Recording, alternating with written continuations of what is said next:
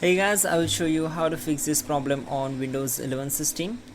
So in the first step, we need to open the folder which we are having a problem with it.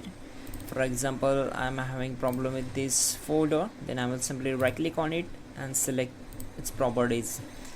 Then go to security tab and we need to click on the advanced options. Now go to change. Now click on advanced options and click on find now. We need to find out our the device name. So select your device name and click on OK. You can check it here and then click on OK. Once done, click on the apply and then OK.